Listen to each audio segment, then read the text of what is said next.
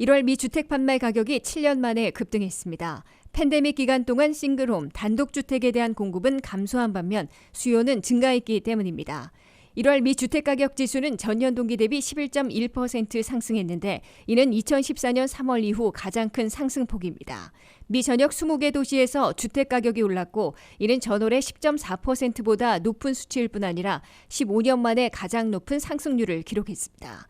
크레이그 라자라 글로벌 인덱스 투자 전략 책임자는 1월 데이터는 코로나 사태로 잠재적 구매자들이 도시의 아파트에서 교외 지역 주택으로 옮겨갔다는 분석과 일치한다고 설명했습니다.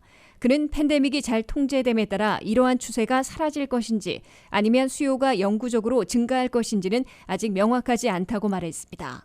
지난해 기준 4년 연속 최다 인구 증가율을 보인 애리조나주 피닉스의 집값은 전년 동기 대비 15.8%나 급등해 가장 높은 상승률을 기록했고 뒤를 이어 워싱턴주 시애틀이 14.3%, 캘리포니아주 샌디에고가 14.2%를 기록했습니다. 작년 주택 판매는 일자리를 유지할 수 있었던 미국인들 가운데 더 넓은 공간을 원하면서 급증했습니다. 코로나 사태로 미 근로자들의 4분의 1이 재택근무를 하고 아이들은 온라인 수업을 하는 등 집에서 생활하는 시간이 많아지다 보니 아파트보다는 단독주택을 선호하는 현상이 강해진 겁니다. 동시에 밀레니얼 세대를 비롯한 젊은 층의 주택 구매 시기도 겹쳤던 것으로 나타났습니다.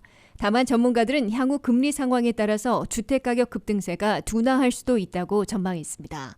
다니엘 헤일 리얼터닷컴 수석 이코노미스트는 봄이 다가오면서 소비자들이 집을 팔기 시작할 경우 가격 상승은 다소 줄어들 수 있다면서도 가장 중요한 것은 최근 주택담보대출 금리 인상이라고 지적했습니다.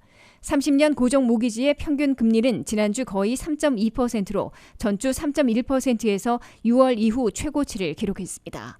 그러나 이는 여전히 팬데믹 이전 3.5%보다 낮은 수치입니다.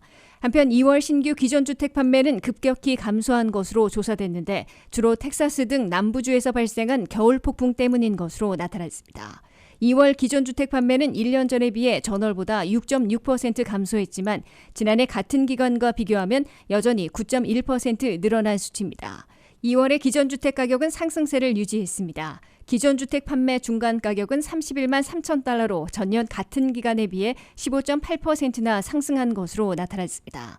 이 같은 가격 상승세가 유지된 것은 거래는 활발하지만 매물이 부족하고 최근 고가 주택 판매가 늘어난 탓인 것으로 분석됐습니다.